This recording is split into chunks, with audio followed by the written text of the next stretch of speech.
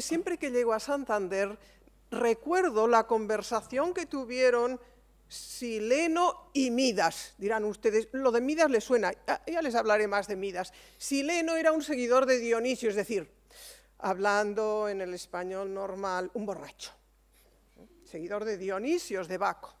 Y en esa conversación hablaron de un pueblo, los hiperbóreos, que era un pueblo feliz. ¿Qué datos tenemos sobre ese pueblo? Miren ustedes, es un pueblo del norte. Nació donde nace el Bóreas, el viento. Tiene un clima templado, son felices. ¿Y saben por qué les cuento esto? Porque cada vez que llego a Santander estoy convencida de que los hiperbóreos son los cántabros. Voy a escribir un artículo cualquier día, espero que me tengan en cuenta los de Cantabria, estoy completamente convencida. Dejo ese asunto para investigarlo más adelante y me voy a centrar en lo mío, en lo que tengo que hablar, en el patrimonio. El profesor Labastida lo ha dicho claramente. Somos 300 millones de hablantes, o 400 o 500, me da lo mismo. Lo de las cifras va muy bien para las estadísticas y yo siempre confío en ellas tanto que les diré, yo soy un informante de las estadísticas, siempre me llaman diciendo, ¿quiere usted decir? Y yo siempre digo que sí, y doy los datos falsos, para que las estadísticas cuadren. Entonces, fíjense en mi fe absoluta en las estadísticas. Entonces, me da lo mismo el número de hablantes, pero el profesor lo ha dicho muy bien. El español tiene esa importancia que tiene en el mundo porque es una lengua escrita y porque tiene una literatura rica. La literatura es nuestro patrimonio, es la herencia de los mejores escritores, de los mejores pensadores que hemos tenido. Tanto es así que forma nuestra identidad. Fíjense ustedes, ¿qué seríamos de nosotros sin el Quijote? ¿Pero de qué hablaríamos? No digo que lo hayamos leído, esto es otra historia. Vamos a ver. Si cualquier persona les pregunta, ¿y su literatura? Después de hablar del Quijote y les preguntan, ¿y qué otra literatura dirían ustedes? Oh, la picaresca. Hoy los españoles, ¿qué pícaros son? Miren ustedes, no somos pícaros, más ni menos que los franceses, los italianos, los ingleses o demás. No. Lo que hemos tenido es a tres grandes conversos en el siglo XVI. A Fernando de Rojas, que creó la Celestina, que es una maravilla, a Alfonso de Valdés, y aprovecho para decirlo, que es el autor del Lazarillo, converso también, y a Mateo Alemán, que escribió El pícaro por excelencia, y ahí empieza la picaresca. Ellos supieron ver de una realidad igual que la de los otros países, a unos personajes literarios, y han creado unos elementos con los que nos identificamos. ¿Acaso ustedes creen que solo tenían buenos interiores de casa los flamencos? Es lo que nosotros vemos. Cuando pensamos en un interior de casa, pensamos en un interior de casa pintado por un flamenco. ¿Por qué? Porque tuvieron unos grandes artistas capaces de ver el interior de la casa, igual que nosotros tuvimos unos grandes escritores capaces de ver a otros personajes cómicos, pícaros, rufianes, alcahuetas, prostitutas. Nos tocó esto. Y lo asumimos, por supuesto, y nos enriquecemos, cuidado, porque ahora les podría decir la importancia que tiene para asentar las bases de la novela moderna, pero no voy a esto. Voy sencillamente a la riqueza de nuestra creación literaria, que es la gran herencia, el gran patrimonio que nos han dado los mejores. Muy bien, yo creo que hasta aquí estamos todos de acuerdo. ¿Qué ha ocurrido? Pues miren ustedes, que supongo que se han dado cuenta de esto las generaciones de políticos de la democracia. ¿Y qué han hecho? Quitar inmediatamente la literatura de la enseñanza. Han dicho, esto es muy importante, hay que quitarlo. ¿Han visto ustedes? Enriquece el conocimiento de la literatura, a quitarlo. No es, digo yo, ¿no?, que será por esta razón. ¿Acaso existe la enseñanza de la historia de la literatura en la ESO y en el bachillerato? Ahí, unas horitas de nada junto a lengua. ¿Qué ocurre? Que nadie puede leer, nadie tiene tiempo de leer en la enseñanza. Y perdonen ustedes, si uno cree en un sistema de enseñanza, tiene que pensar que la literatura, la enseñanza de la lectura se establece ahí. No, ha desaparecido. ¿Qué ocurre? Que, como les decía a mis colegas, hace 2 años una estudiante mía de filología hispánica, de cuarto, creía que su profesora, es decir, yo, era Rosalía de Castro. ¿qué les voy a decir? Y este año acabo de corregir los exámenes y creían que Miguel Hernández era de la Edad de Oro. No tienen la culpa mis alumnos, no.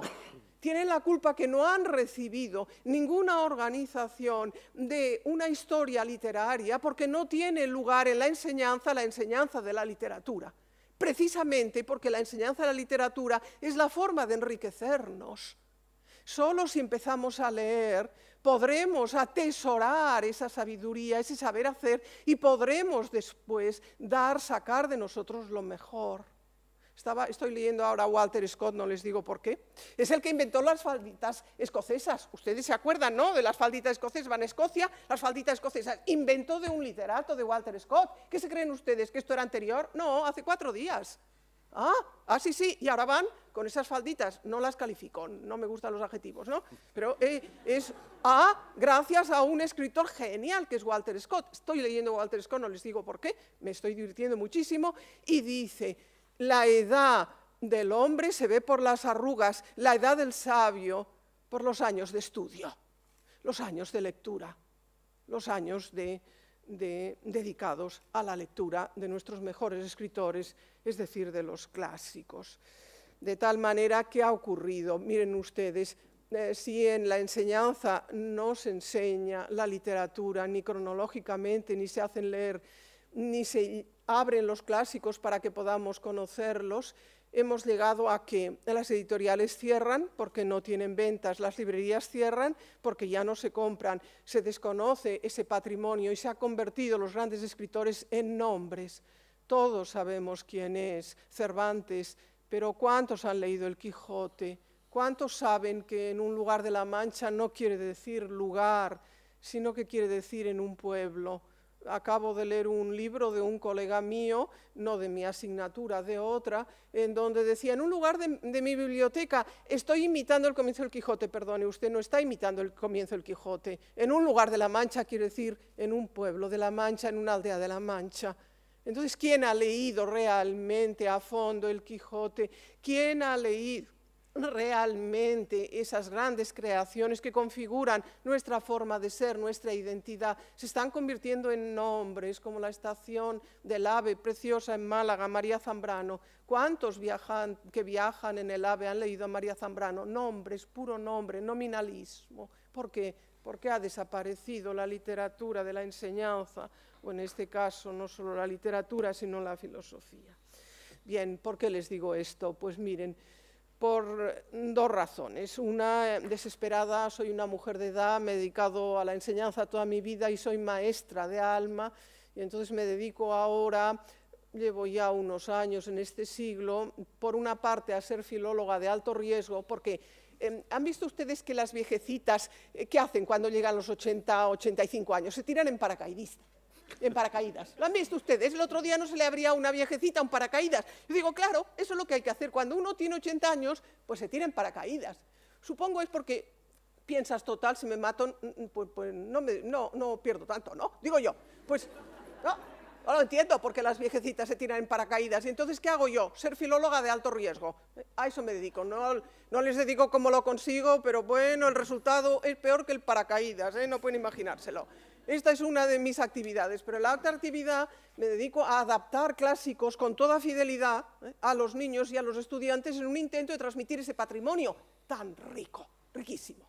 Y tendré que acabar enseguida y entonces vuelvo al principio y les hablo de Midas. ¿Se acuerdan en su conversación con Sileno? Pues bien, Midas es un rey tonto y además me encanta porque es reincidente, que es lo típico de los tontos. Este es Midas. Sí. Ustedes saben la primera parte de la historia de Midas, pero no saben la segunda, se la cuento, y tiene algo que ver con el patrimonio. Ya verán ustedes cómo cierro. Ustedes dicen, esta se va por los mitos y no vuelvo. No, regreso. Miren, Midas, ustedes lo conocen porque, gracias a que protegió a Baco, la habían cogido unos campesinos, no se habían dado cuenta quién era. Dionisio es el dios más importante que existe en el mundo. Más que Júpiter, no crean ustedes, Menudo, haga la estadística de los alcohólicos que hay, no hay más. Entonces, lo de Zeus se discute más. Heine ya lo puso allí, pobrecito, en las nieves, y el águila estaba desplumada, ese es Zeus o Júpiter, ¿no? Pero Dionisio y Bácono no, Heine lo puso con mucha fuerza y sigue teniéndolo. Pues bien, unos campesinos se dieron cuenta de quién era y lo apresaron. Y entonces Midas, que lo vio, lo liberó. Y a cambio Dionisio o Baco le dijo, pídeme lo que quieras. Y Midas, ya saben ustedes lo que pidió, que es esencial y además es muy interesante en relación con esta sociedad. Pidió que todo lo que tocara se transformara en oro. ¡Ah, qué contento! Dijo, fantástico, muy bien, sí, muy bien. ¿Qué pasó? Cuando iba a beber, oro. Y cuando iba a comer, oro. Y ya vio que la cosa no iba bien. Sí, estaba rodeado de oro, pero se moría.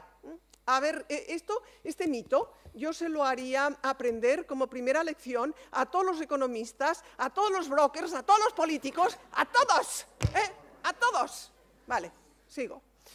Entonces le pidió a Dionisio que por favor le quitara el don y lo hizo bañarse, el agua siempre es purificadora, ¿no?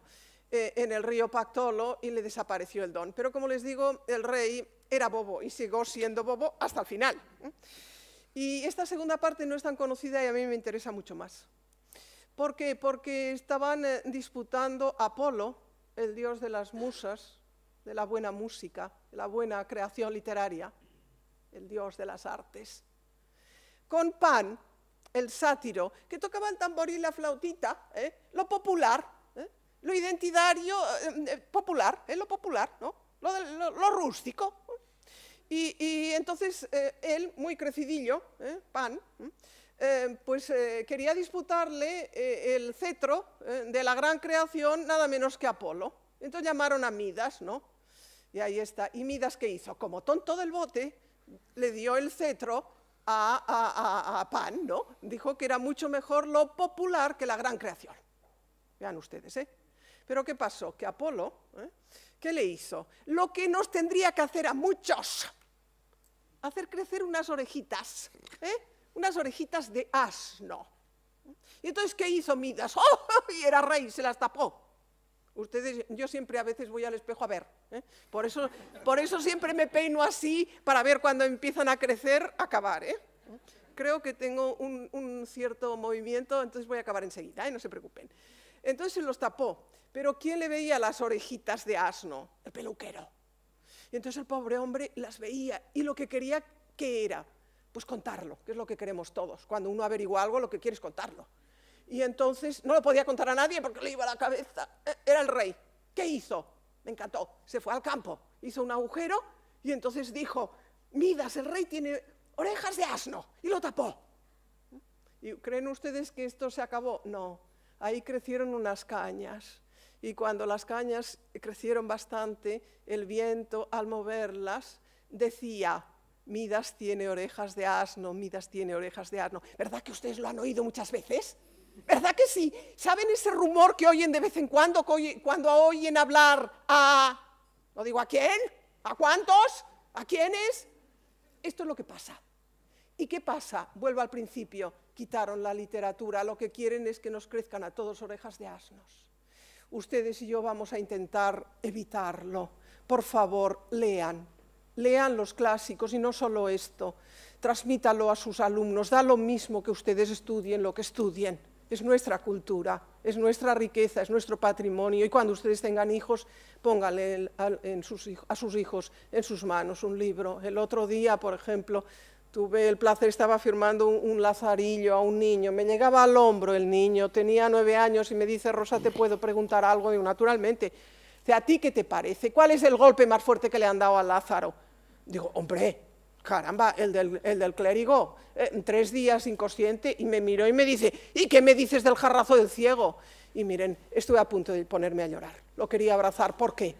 Porque él y yo éramos igualmente expertos. Lazarillo formaba parte de nuestra vida, eso es lo que hay que intentar, transmitir nuestra riqueza y el patrimonio, y eso es lo que les pido, que nos ayuden. Gracias.